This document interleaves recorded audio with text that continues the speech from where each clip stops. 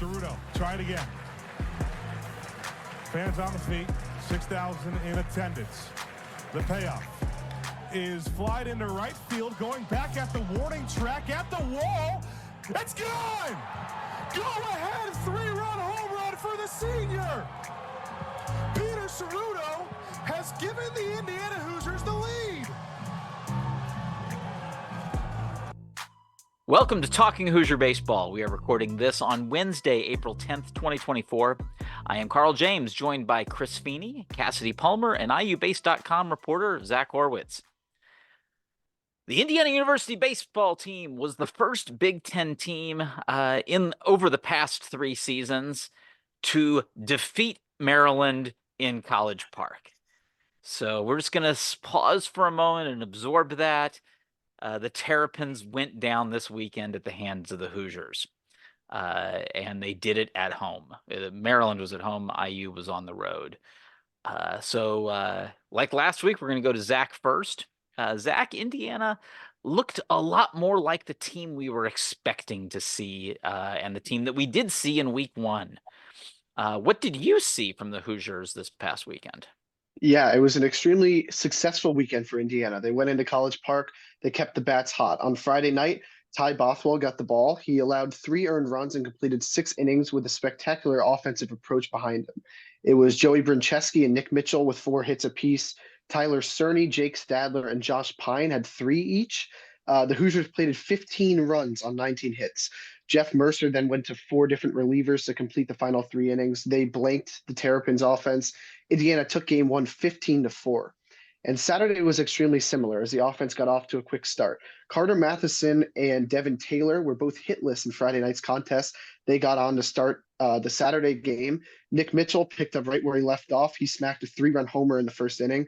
Josh Pine later tagged a 3-run bomb himself, driving in 5 RBIs on the day. Indiana scored 14 runs behind another solid performance from Connor Foley. The command wasn't completely there. He walked 3 batters and hit 2, but he only allowed 1 hit on the day, which was actually an infield single. The sophomore finished the day tossing 6 shutout innings and eclipsing double-digit strikeouts yet again. Indiana took the series with a 14-2 victory. Sunday was a real tough one and a learning experience at that. Going for the sweep, it was MLB prospect Joey McManus on the bump for Maryland. He controlled the ballgame through 5 innings and found himself into some trouble in the 6th as Jake Stadler gave Indiana a 5-3 lead. It was free bases that handed Maryland its chance to salvage the series there, though. Fly balls got lost in the sun, as well as walks that led to the Terps tying up the game. They eventually walked it off in the 9th, a grounder that found its way through the 5 infielders that Indiana placed. So the home side took game 3, 6-5 there. But overall, you look back and you see a positive weekend set. You take 2 of 3 from a team that hasn't lost a conference series at home since 2019. The offense was aggressive and not afraid to swing the bat. On the pitching side, they got 2 great performances from their Friday and Saturday starters to allow an opportunity to get the sweep on Sunday. The bullpen there wasn't overutilized and allowed Indiana to take the first 2 games comfortably. But from here, you need length from the starting pitchers and guys 1 through 9 in the order to swing the stick like they did this past weekend. You clean up the defensive miscues as well. And if you do that, Indiana could really see a deep run coming for them at the right time. I'll pass it over to Cass now. What are the stats telling us? Yeah, thanks, Zach. I kind of wanted to look at the last month or so of baseball and really comparing last week with the 3 weeks before that. Because last week really stands out of playing high-quality opponents and playing well. And on this last week, the offense scored on average 4 more runs than the 3 weeks before it on just 2 more hits each game. And of note, pretty much those 2 hits, 1 extra double per game, 1 extra home run per game. And then they also did have 2 extra walks drawn per game. And it just shows how close this offense has been, even in games that didn't go particularly well. Looking at one extra double, 1 extra home run, and a couple extra walks being the difference, that's insane. but it kind of really has been the case lately. Now, some of that's going to be due to timing. Their clutch hits are a thing. I guess home runs, it's kind of a moot point because everybody's scoring who's on base. But of note, it was the same number of strikeouts in the 3 weeks prior that were pretty rough, and last week, which was very good. Strikeouts just as a whole don't tend to be particularly indicative of success or failure with this team. Now, there might be specific strikeouts that are, but as a whole, it doesn't tend to make too much of a difference. And on the pitching side, surprisingly enough, the pitching on the week gave up 4 fewer runs or earned runs. Either way, it was 4 fewer runs on 2 fewer hits. So essentially, the offense and the pitching reversed themselves of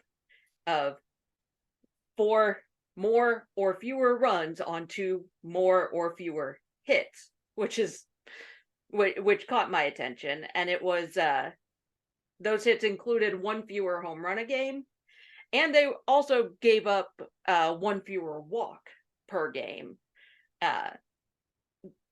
They did have 1 extra strikeout a game, but again, that ends up being so close. And what kind of surprised me with some of these defensive miscues we've seen, there were the same number of errors in the 3 weeks prior compared to last week.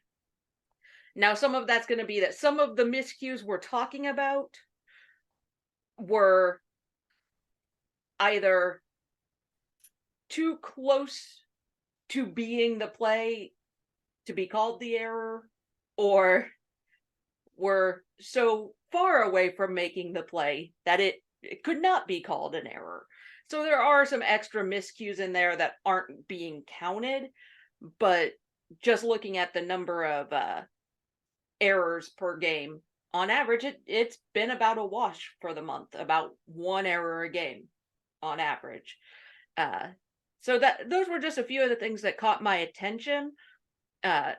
Seeing such a big difference between last week compared to the rest of the month before that.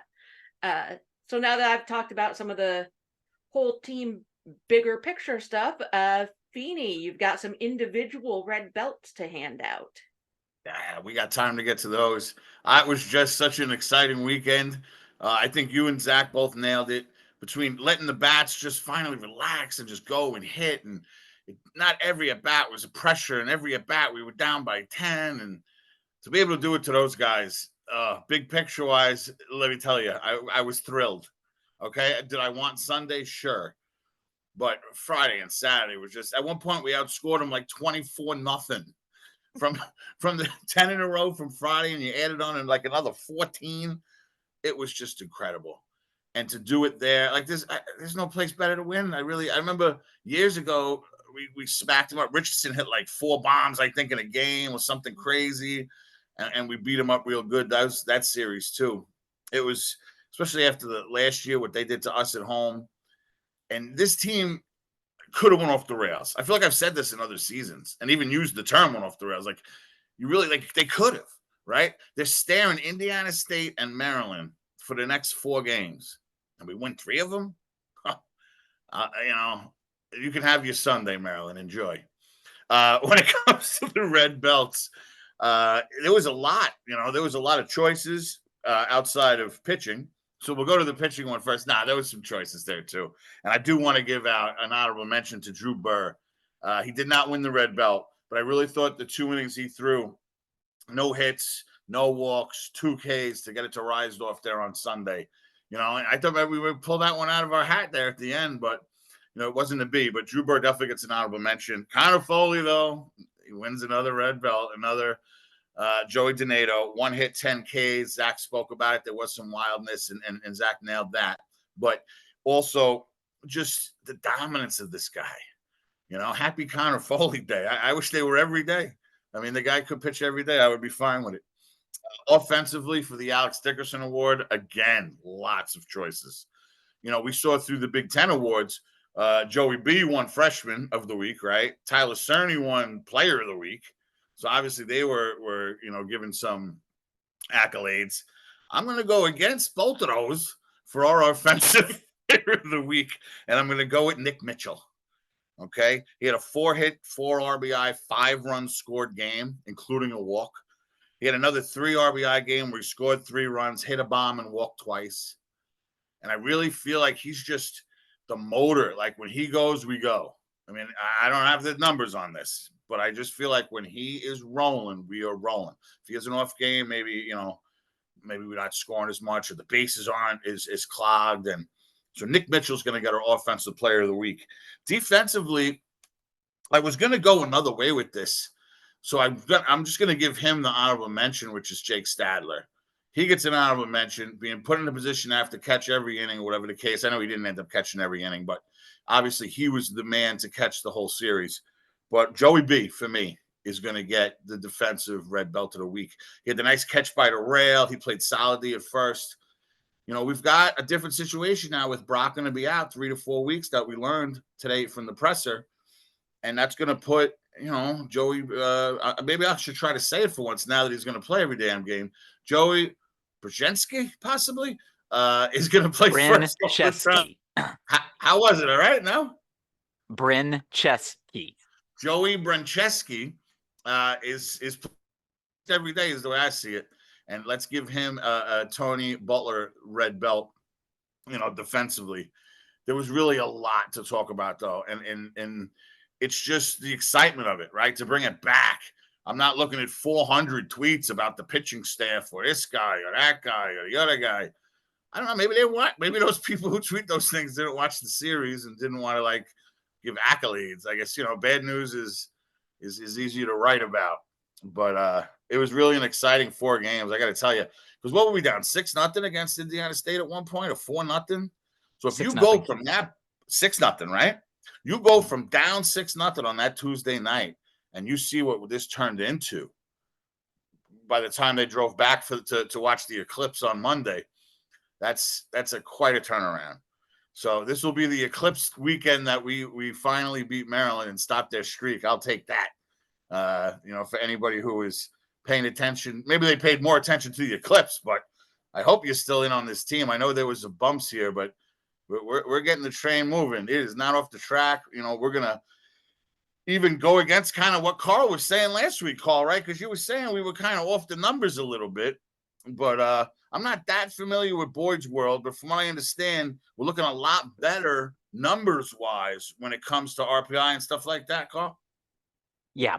Well, Boyd's World has been a great site for looking at RPI, but particularly they have Boyd's World has a calculation called the needs report, which essentially says, looking ahead at your future opponent's winning percentage. That's the big key there, is it actually looks at future opponents, which is kind of what I've always tried to do too. And that's where my thing came from. I was like, well, I'm not just going to include the RPI, which only includes who a team has played up to this point, but I'm also going to take into account the teams that are coming up. So I was curious, and I figured, we're far enough along into this that I'm going to kind of take a look at Boyd's World. And Boyd's World came up with some numbers I was really not expecting, which is that Indiana is only going to need, according to this, a record of 15-7 down the stretch, which is still, that's really good baseball, but it's not the, oh my goodness type of ball that we were thinking they were going to have to play down the stretch in order to get into the range of RPIs that are necessary to be considered. And the thing is we're looking at is, I only think Indiana needs to get close, because you look at the resume already. You've got wins over Dallas Baptist, Coastal, Indiana State. You got a series win at Maryland. Yes, we do. Yes. And Maryland is still very solid in the RPI. So quad 1 is 5-5. So the resume is solid. So I took a look at what that breakdown of home, away, and neutral, and what that was going to look, what that needed to look like. So trying to keep things realistic, what I saw was winning 5 of the 6 remaining series, which are all in the league. So that does actually allow for a series loss. Now, one of those 5 wins needs to be a sweep, essentially to make up for that series lost. There needs to be a sweep in that mix. Now, some of these series are on the road. They're going to be tough. Winning 5 out of 6, you've got you've got a Purdue team that just swept a series on the road that Indiana is going to be going to. You've obviously are going to a top 25 team in Nebraska on the road. So there are some doozies left on this schedule. You've got Michigan that's been playing very well. Tracy Smith's going to be coming back to the Bart last weekend of the season. So there's a lot of tough series included in this. So 5 of 6, though, if this team plays the way they've been playing, over the last week, which granted that's only a short period of time, but you also take weeks 1 and 2. This last week, if that's the team that's going to be playing ball over this final stretch, that's not impossible. That does also include winning 3 out of 4 of the remaining midweeks, which that might be the toughest piece of all of it when you factor the whole pitching situation in, because all of the teams left in midweeks have been performing well in midweeks. So that's one of those things it's going to be tough. You've got 2 at home, and you've got 1 on the road against a Louisville team, which is finally playing good ball. We didn't think that was going to be a good matchup at the beginning of the season, but Louisville's playing good baseball now. And you've got the neutral game against Ball State at Victory Field. But we were sitting there saying last week we needed to go 21-3, if I remember right. Correct. Okay. Right. So, I mean, just by looking at this 4-game stretch, taking 3 of them against who we played, maybe that has a lot to do with Board's world changing too. No, it's because it's all based on wins and the upcoming. It really, this is what it comes down to. Not that it, by all means, that winning that series was huge, but the real key comes down to Butler won 12 games all of last year. They've already won 13 this year. So in my calculation right there, that's a huge, Butler is probably on pace to win 20 games. Baylor had, I think, 17 wins last year. They're on pace to get 20. Purdue Fort Wayne is on a serious pace towards 20 wins. Purdue Fort Wayne. But I mean, Purdue Fort Wayne, a team that went into Mizzou and won a series. Yes. Florida can't do that, obviously. So, no. But Purdue Fort Wayne can. Only the Mastodons. Well, the Norse did it too. The Norse went in there and did that too? Yes. Wow. But not the Gators. The Gators can't. No. The Gators got swept when they tried to do it. And they won't let us even go play there, right? You said Missouri will never let us go. I wish. We need a Cass road trip. Yes. No, but I think a lot of it, what you're saying, Carl, that it goes toward the future and also of the other opponents. So maybe I wasn't looking at that, but I don't know. The flip of the script, the turnaround just from 4 games is, I mean, I know they say baseball is a long thing, but this little jolt right now, I love it. Yeah. Well, but the other thing is I'm comparing what my prediction calculation was, which is what I was looking at last week, versus Boyd's World. So I didn't look at Boyd's World last week. That's just something I looked at this week. Mm-hmm. So again, I think it was sort of, I think my methodology this year is not working. I think the schedule Indiana's playing this year is just teams that are all playing better than they were a year ago. And that's typically not the case. Usually it washes out. This year, I think this entire group of opponents is just playing better baseball than they were the year before.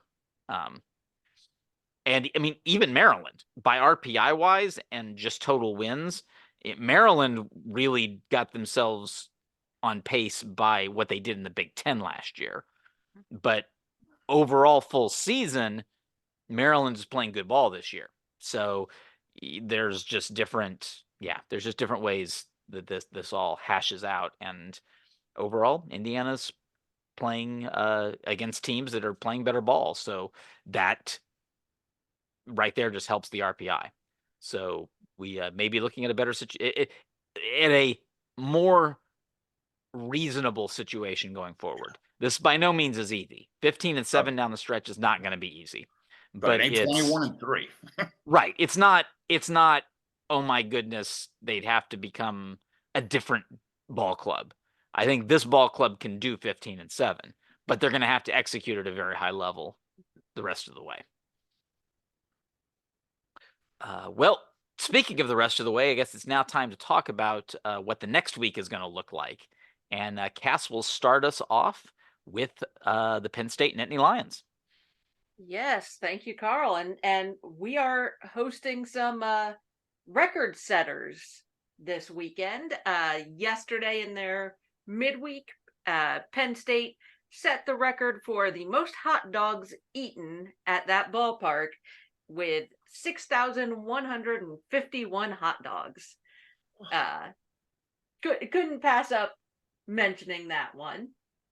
But on the field, Penn State is 17-12 on the season, including 4-5 in Big Ten play and 4-6 on the road. In Big Ten, they lost the series against Michigan 1-2.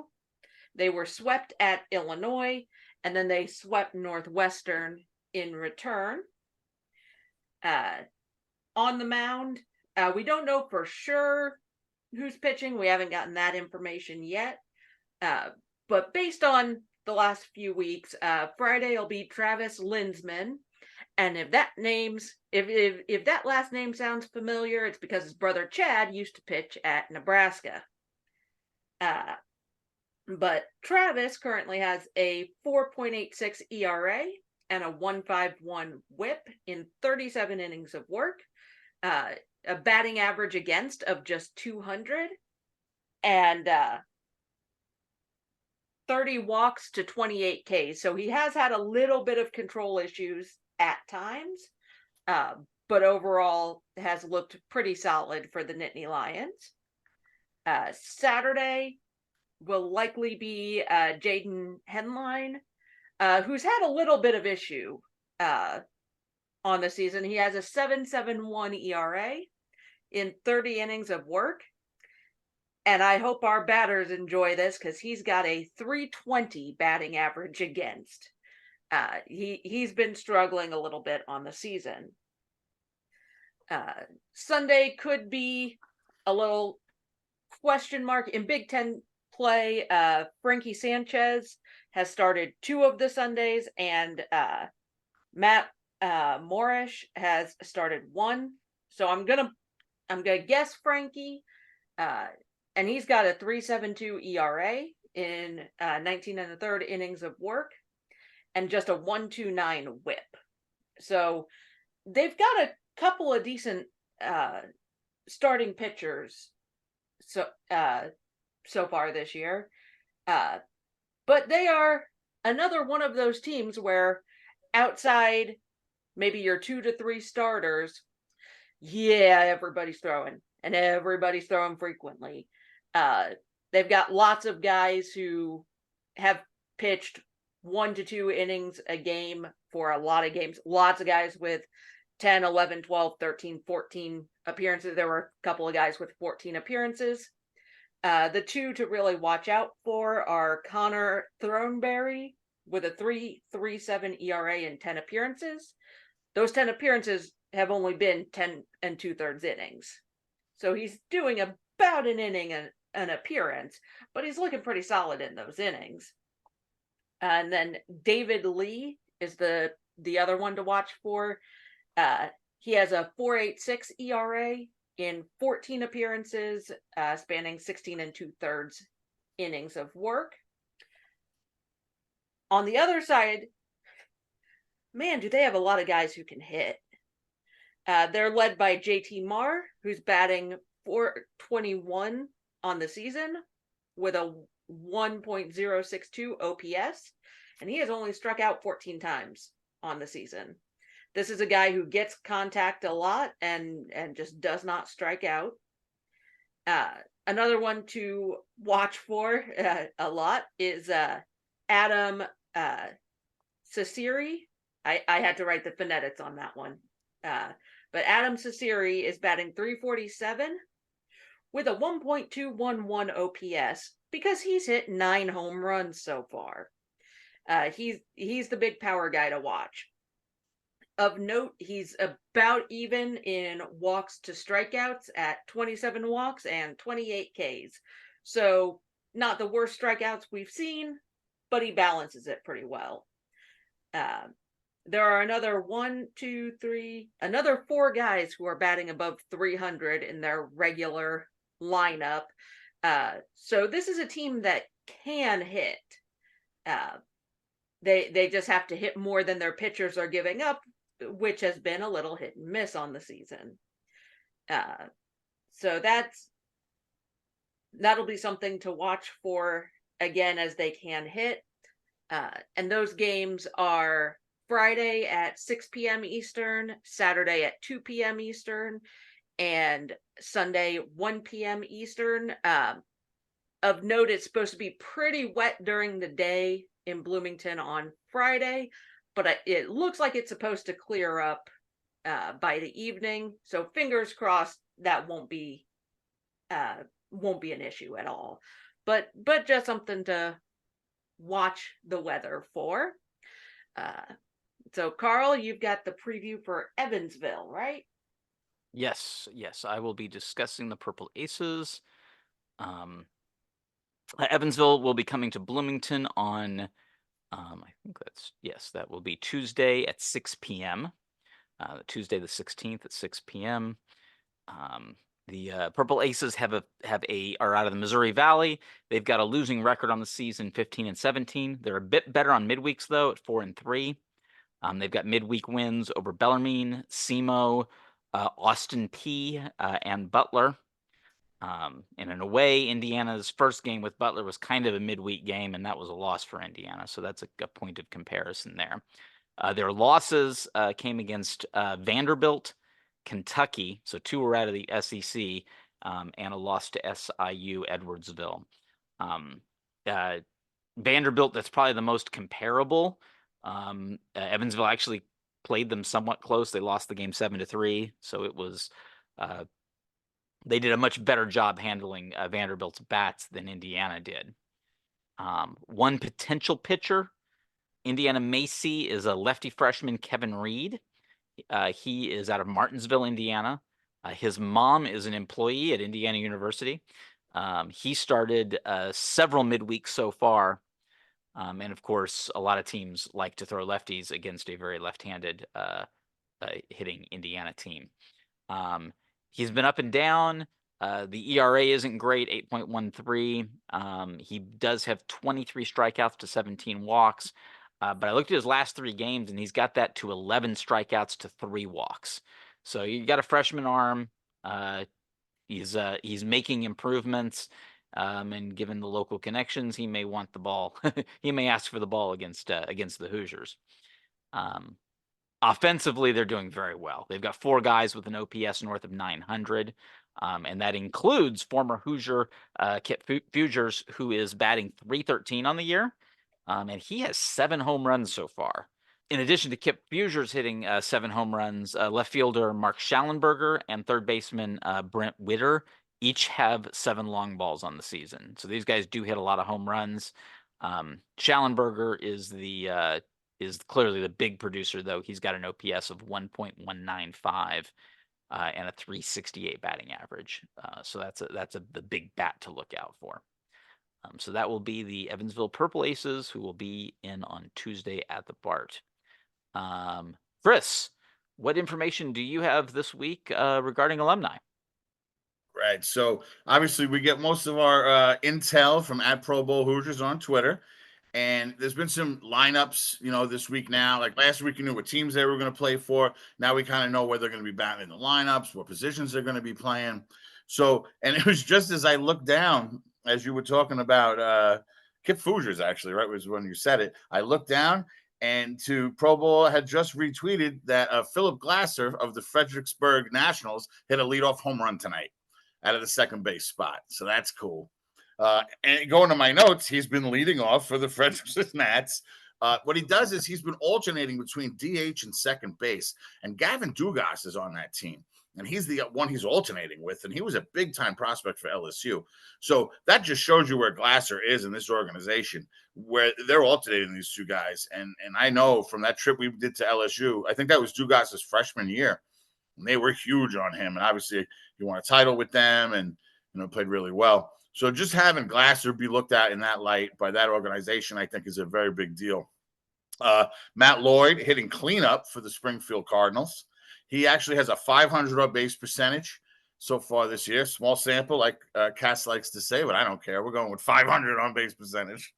For the AA Yankees, we have Elijah Dunham. He's been basically hitting cleanup and playing right field. And Grant Richardson has been alternating 6th and 7th playing center field. So they've been getting a lot of action. And then Kyle Hart, he's had 2 starts and 2 wins for the NC Dinos in the Japanese league. I know you got to go wherever you got to go to play, right? And Kyle is succeeding there like he has in just about everywhere else that he's played. So that's real good to see. Somebody I wanted to mention that we haven't really talked about yet this season, we've talked about him in the past, and it's his really good video work, is David Welch. If you want to give him a follow, what he does, and I'm not really sure how he does this, but he is able to go every night, it seems like, and find the minor league highlights of all our players. He does some major league highlights too, but mostly the minor leaguers. And you want to follow him at DCWELCH, so at DC Welch _24. He really does a great job. I know I like to see his montage every morning. He usually clips it right to at Pro Bowl's written out stats, and then you can watch a lot of it. I get a kick. Sometimes he gets angry because there was no video for Matt Gorski's home run, and he gets grumpy about it, and I like it that he cares. So I mean, there's again a lot of ways to follow our Hoosiers, but David Welch he does road trips. This guy's going all over the place. I know that he was recently, I think he was actually around Kip Hoosiers, his team last week? I remember seeing some videos about that, but really want to give him credit for that. It's not an easy thing to do.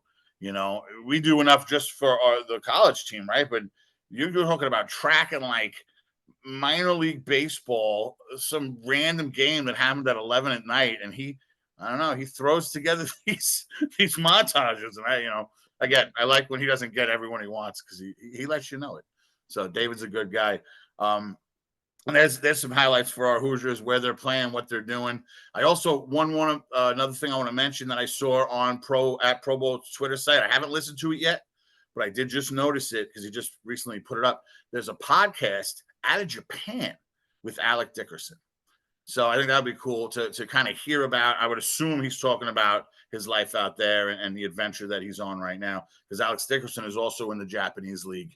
So I want to check out that pod. Usually I don't recommend something before I listen to it, but, check it out. Go to Pro Bowl Hoosiers on Twitter. He's got the link right there. And then, from there you can click onto this. If it's really terrible, sorry. What can I tell you? That's pretty much it for our alumni. Now, Carl and Zach were able to check out a presser. From what I understand, there were very few people there, too, from the media, so I'm really glad you guys were able to get there.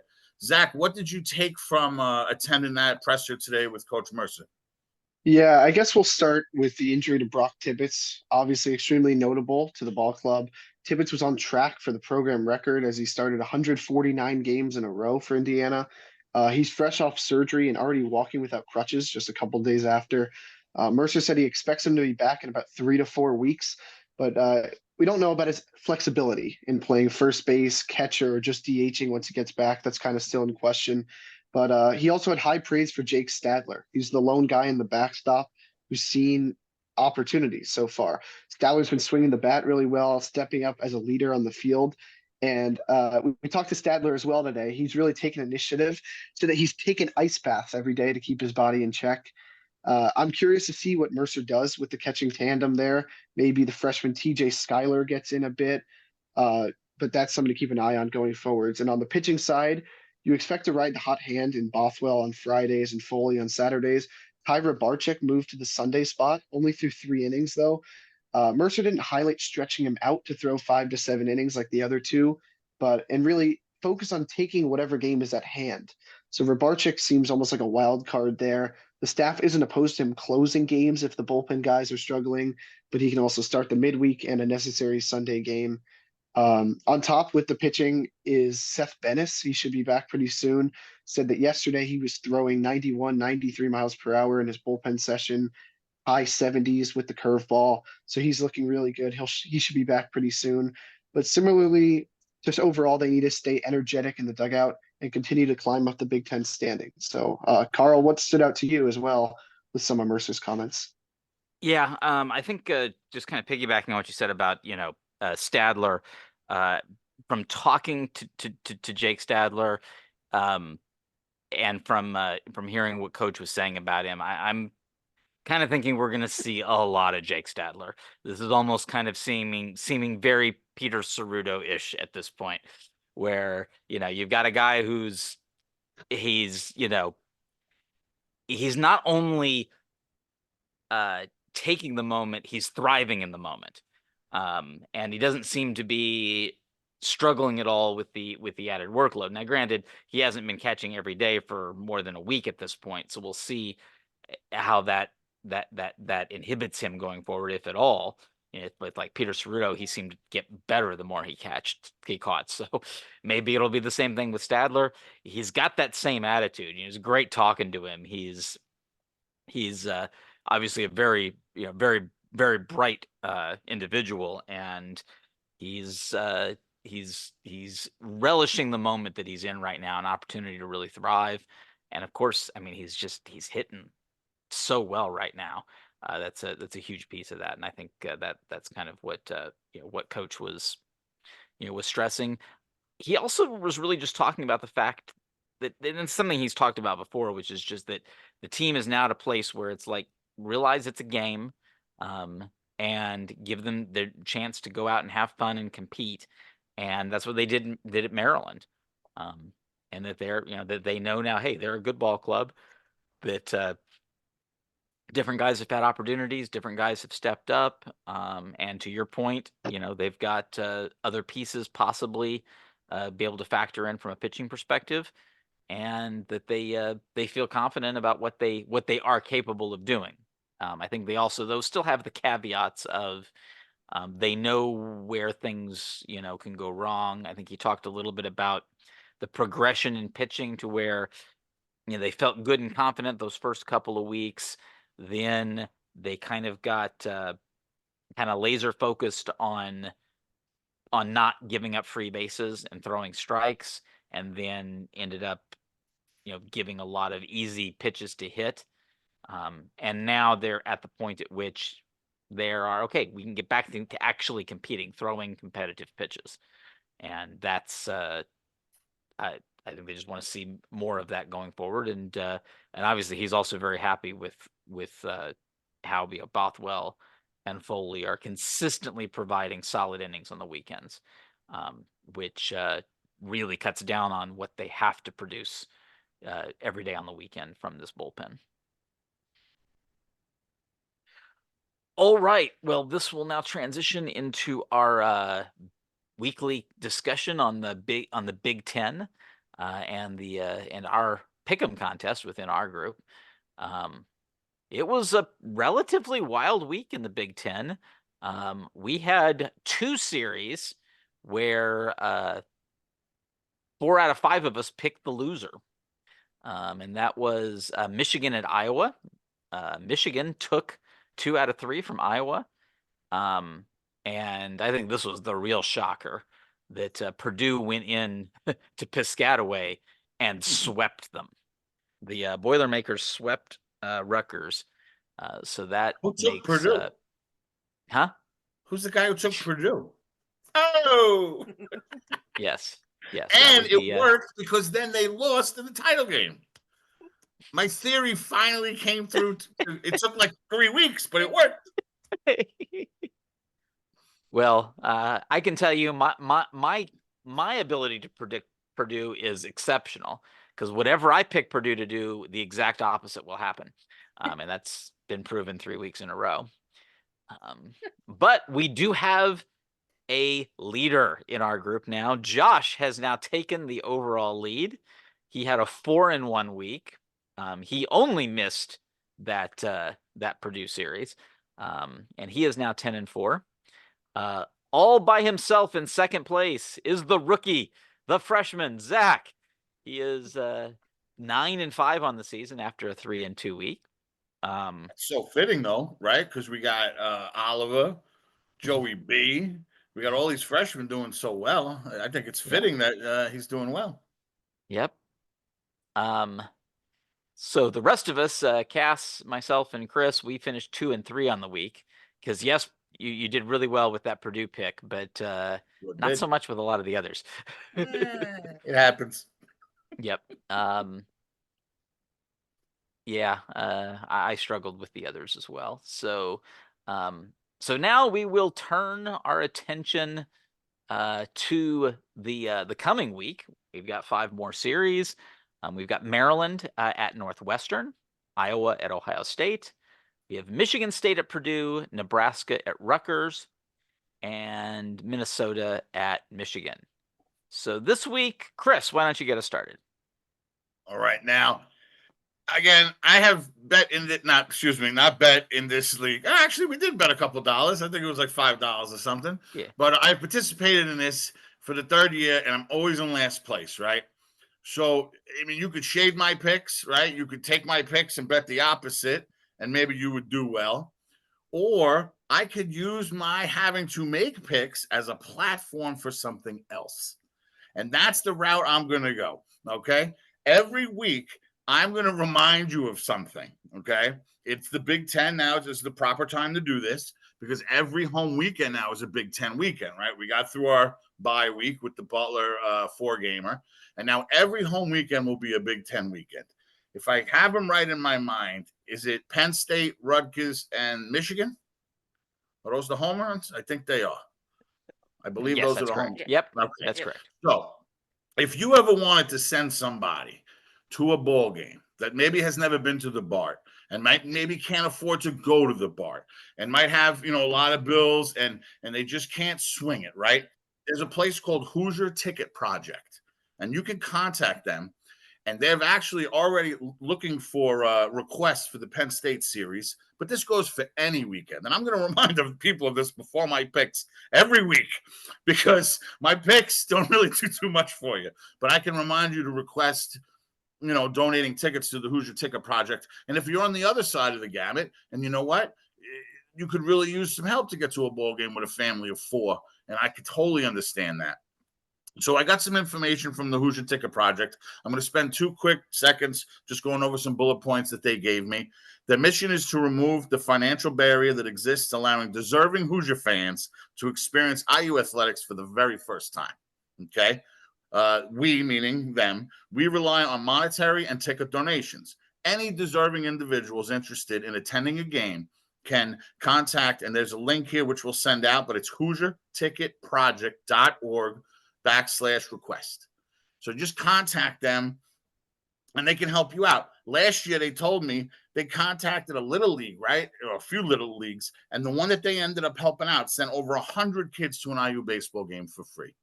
And I can tell you right now, I used to work for an alternative to incarceration program back in New York. And I took plenty of inner city kids that were, maybe down in the luck, didn't have the family, didn't have it. And we took, I could probably say that, honestly, I took about 50 kids to their first MLB game throughout the years that I worked there. And to watch their eyes pop up and how big Yankee Stadium was or Citi Field, depending on where we took them, it was a big, and these kids were 16, 17 years old and it was their first game. So even with the Bart, get in touch with the Hoosier Ticket Project. Let them help you up. It's a not-for-profit. You can donate them. So if you have a season ticket package in the red seats and you have 4 seats because maybe you bought them to get better points for basketball, I'm not saying anybody ever did that. But if you did, and you're not going to go to the game anyway, contact this program, and you can send people to the ballpark. Obviously that's the most important part of my Big Ten picks. The rest of my Big Ten picks are Northwestern, Iowa, Purdue, Rutgers, and Michigan. So that's about the the time I'll take up, and I will actually going to be reminding people about this. I think every week, just because I think it's a real important thing that if we could send some people to the ballpark that otherwise couldn't go.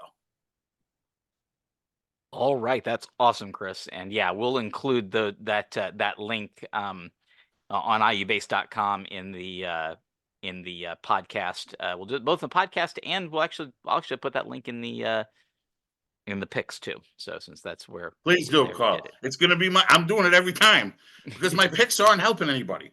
I could help the Hoosier Ticket Project, and I could help people get to a ball game. Okay. Well, I'm up next. What I'm going to do, because I've got to do something different because this just is not working. So D1Baseball.com has brought out for this year a brand new, in combination with Diamond Sports, a new ranking system. So I'm going straight DSR ranking for my picks this week. So that will be Maryland, number 74 in the country, over number 203 Northwestern. I'm going to be picking, and this is interesting, number 80 Ohio State over number 92 Iowa. They've actually got Ohio State ranked higher. I'll be picking number 99 Purdue over 115 Michigan State. We'll be taking number 20 Nebraska over 77 Rutgers. And this is the one that kind of made me pause. And I know Rutgers has been struggling, but Rutgers is kind of Nebraska's kryptonite. So I like Chris's pick there. It's even the year Nebraska won the Big Ten, they got swept at home by Rutgers. So wasn't that the game that the players were cheering when they're like, "Oh, we're not scoreboard watching," and then I think that was the Rutgers Nebraska game.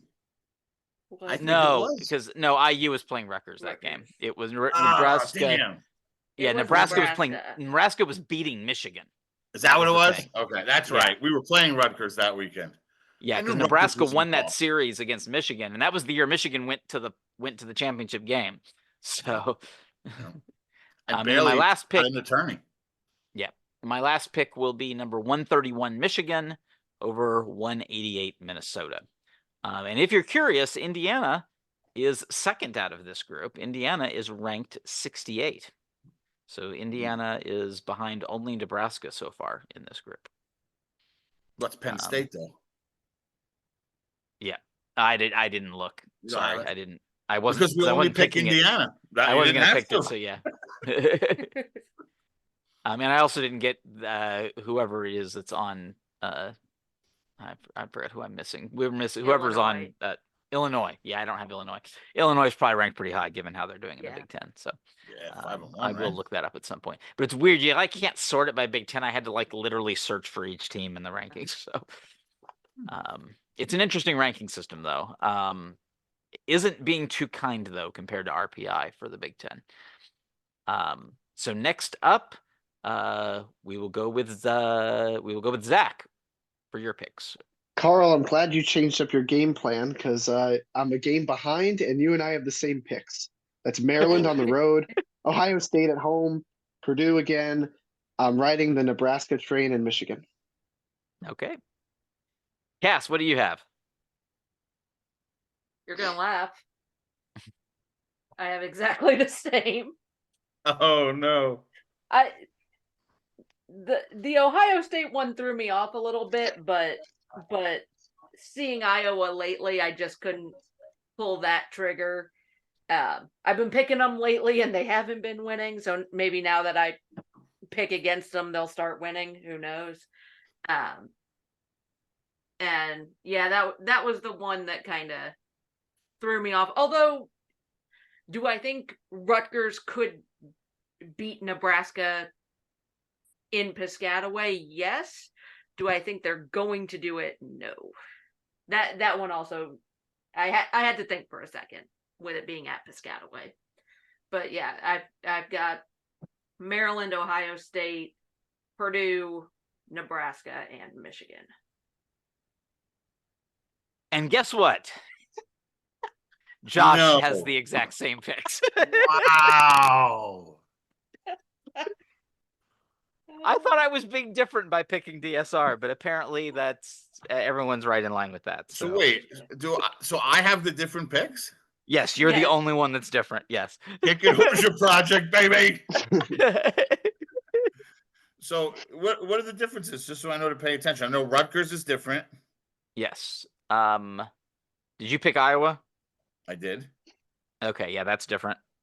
Okay. Mine's Northwestern, Iowa, Purdue, Rutgers. Well, Michigan. we all picked Maryland, so that one's different too. Wow. Damn. You picked Ooh. Michigan I did. and Purdue, right? So yes. yeah. So Michigan and Purdue, we all picked all 5 of us picked the same for Michigan and Purdue. The And other I'm 3, the only one to take the other 3. yes. I am going to be so far last next week. Or you're going to gain so much ground. It's one or Fair. the other. Well, yes, those are both mathematical facts. Yes. But I will continue to pump up the cause for the tickets. Yeah. Oh, what a All mess. right. I don't think we've ever been that close before. I don't know that we've had more than 2 identical before. Yeah, I think you're right. Exactly. I don't think that has happened before. So that is interesting. All right. Well, with that, we've got baseball at the Bart this week, so that's gonna be the most important thing of everything. We're gonna get to watch some baseball at the Bart.